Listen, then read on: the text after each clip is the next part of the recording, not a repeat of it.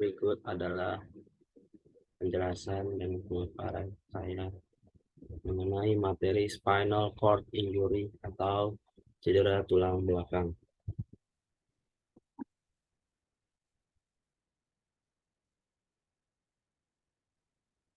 Sebelum membahas mengenai cedera tulang belakang, kita harus ketahui apa itu tulang belakang.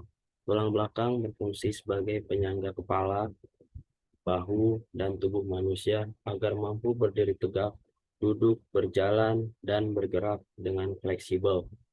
Tak hanya itu, struktur tulang belakang berperan besar dalam melindungi sumsum tulang belakang dari cedera. Tulang belakang atau vertebra adalah tulang yang memanjang dari leher sampai ke selangkangan. Tulang vertebra terdiri dari 33 tulang, antara lain 7 buah tulang servikal, 12 buah tulang torokal, 5 buah tulang lumbal, 5 buah tulang sakral. Sistem otot ligamentum membentuk jajaran barisan tulang belakang dan memungkinkan mobilitas vertebra. Di dalam susunan tulang tersebut terangkai pula rangkaian saraf-saraf yang bila terjadi cedera di tulang belakang, maka akan memengaruhi saraf-saraf tersebut.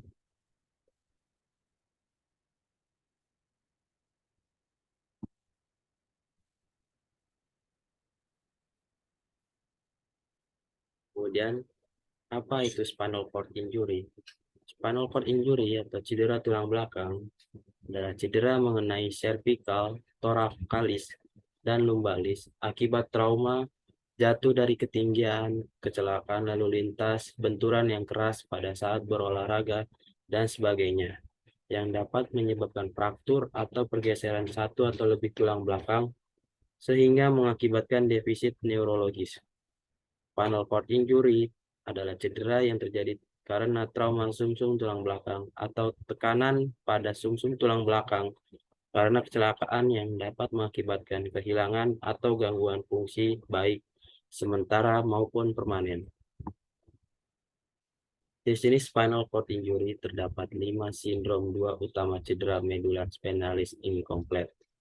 Menurut American Spinal Cord Injury Association, yaitu yang pertama, Central Cord Syndrome, Anterior Cord Syndrome, Brown-Sequard Syndrome, Cauda Equina Syndrome, kemudian yang terakhir Posterior Cord Syndrome.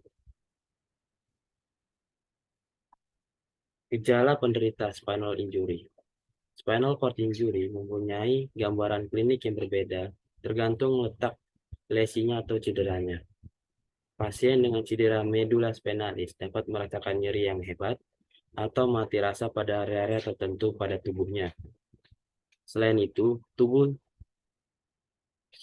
cedera tulang belakang dapat menyebabkan gangguan kontrol otot seperti tidak terkontrol, melemah, sampai tidak dapat digerakkan. Selain itu, dapat juga ditemui adanya gangguan fungsi otot autonom, sehingga pasien tidak dapat menahan BAB maupun BAK.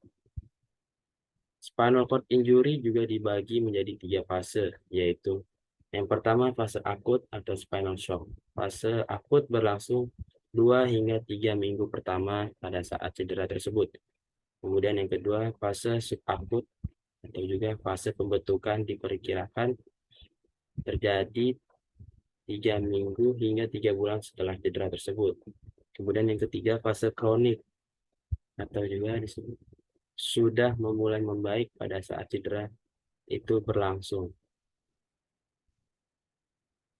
Cara mendiagnosa spine injury yang pertama, mengecek apakah ada riwayat kecelakaan berupa benturan pada bagian tulang belakang dan sekitarnya. Yang kedua, melihat kondisi fisiologis anatomi pasien tersebut, tekanan darah, tidak bisa buang air kecil maupun besar, gangguan keringat, tidak bisa menahan buang air kecil maupun besar, pasca terjadinya insiden kecelakaan. Penanganan dan pengobatan cedera tulang belakang.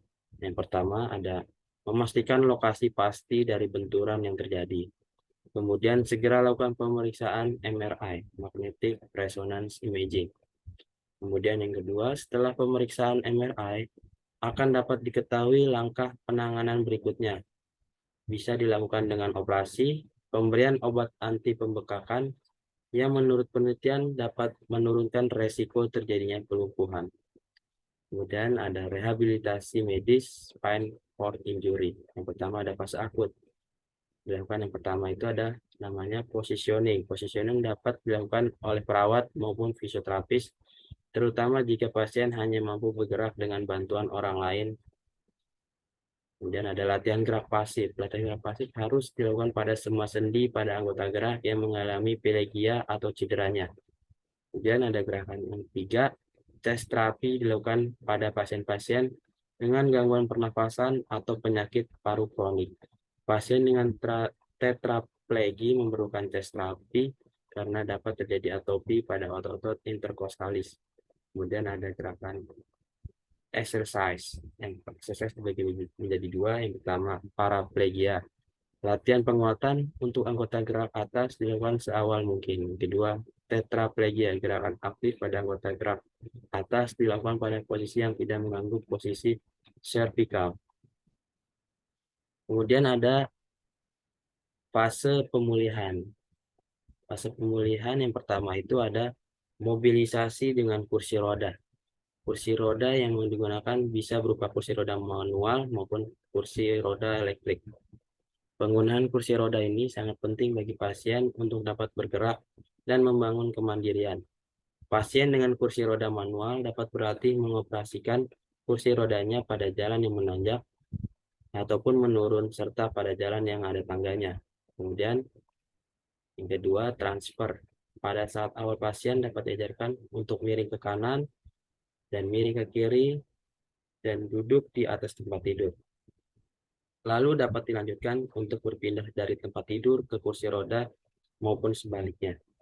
Yang ketiga ada perawatan diri. Perawatan diri harus dimulai saat awal terapi.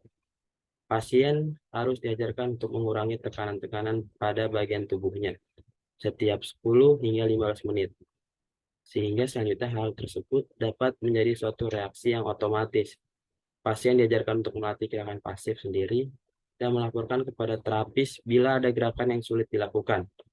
Pasien diajarkan untuk melakukan beberapa kegiatan fungsional yang mungkin untuk dilakukannya, seperti berpakaian maupun mandi.